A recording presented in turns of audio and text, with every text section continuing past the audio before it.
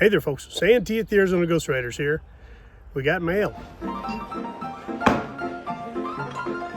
Santee, do a video featuring bandana knots and how to tie them. Bernard Flood, 8289. Tying bandanas. Classing up your cowboy look. We can do that.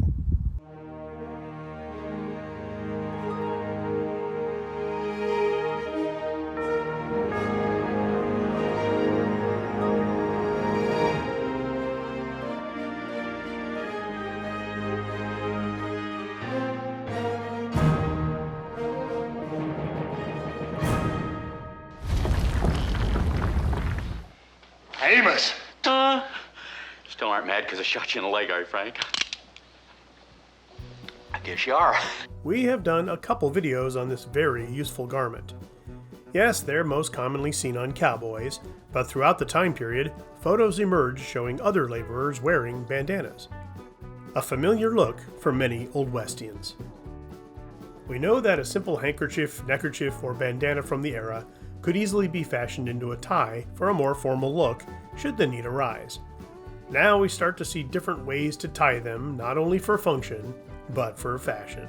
Happy Valentine's Day. It should be mentioned that there is no golden rule on this, so tie a bandana however you like. If you're in a hurry, a basic square knot will do.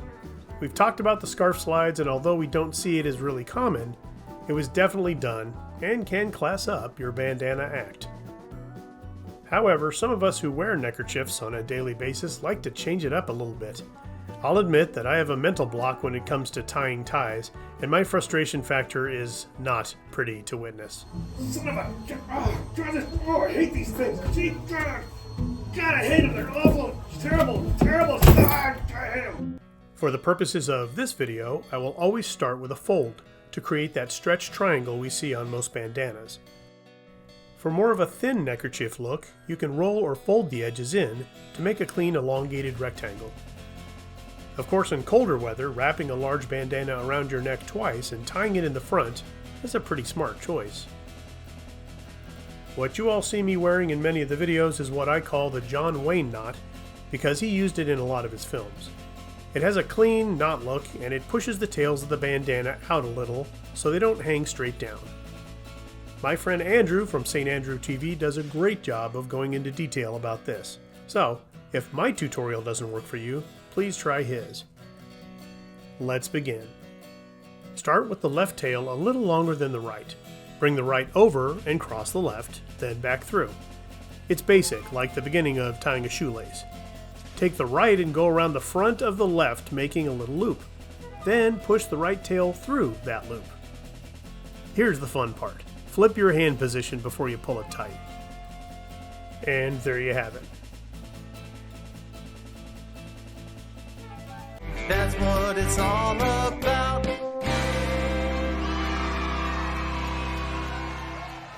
It should be noted that after these are tied, you might want to tinker and smooth out wrinkles, straighten, whatever. Sarsaparilla Joe.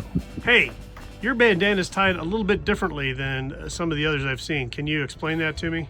Well, yep. Right now I'm wearing a duster, so I got it tied to where it's in the back, and I have the bib part here in the front. That way there I can just go ahead and pull on this one side. It's got a slip knot, and I can go ahead and make it nice and tight as long as I don't lose my little root here.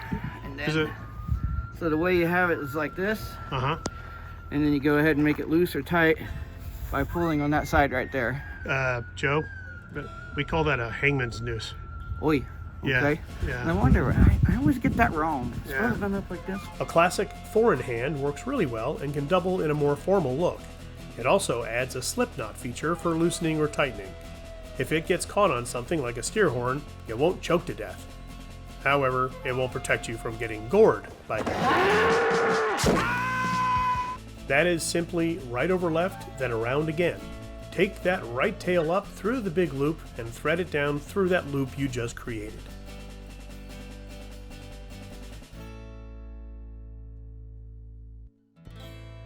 For me, the coolest looking knot is called the buckaroo. It has a nice checkerboard appearance. In my opinion, it's also the hardest to master. But master it I did, with a little help. Ladies and gentlemen, this is Hannah, and she taught me how to do the buckaroo knot. I did. You were a great student. Really? Oh, wait a minute, Hannah, come on. Be truthful now.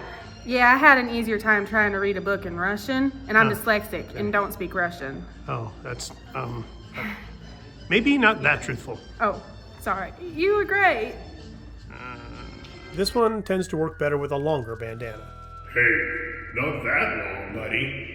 Once again, start with your left longer than your right. Wrap the left tail around the index and ring finger of your left hand, creating 2 loops. Take the right tail and thread it through the loop closest to your fingertips. Then take it all the way around and come back to the front. Take that same right tail and thread it through the second original loop you made on your left hand. Carefully pull the 2 tails until you see that checkerboard. Slight tugging at all the bandana's strands, I guess is what we'll call them, will help shape the square the way you want it.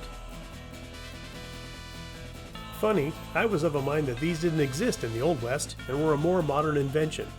But after some research, by golly, there it is. A couple years ago, I worked with Forey Smith from Yellowstone fame. He was practicing knots, and we chatted for a second about cowboys and the knots they use for different tasks. Forey, the real deal, has been practicing his knots for many, many years. You can't rope a post with a 10-foot loop. I like to imagine over a century ago a crew of cowboys sitting around the campfire telling stories and trying new ways to tie their bandanas. Well, folks, that's it for another episode. Thanks for watching. As always, please like, share, and subscribe, and we'll see you on down the trail.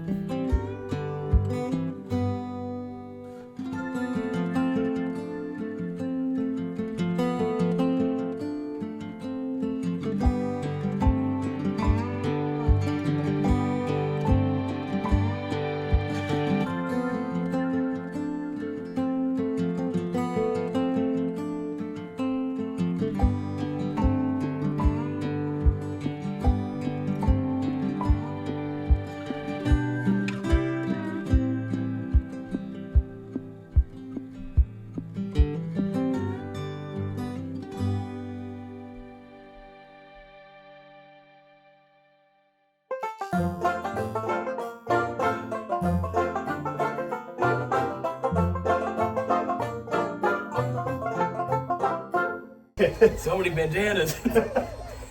Yeah, they all missed you except for the last one. My God, Henry.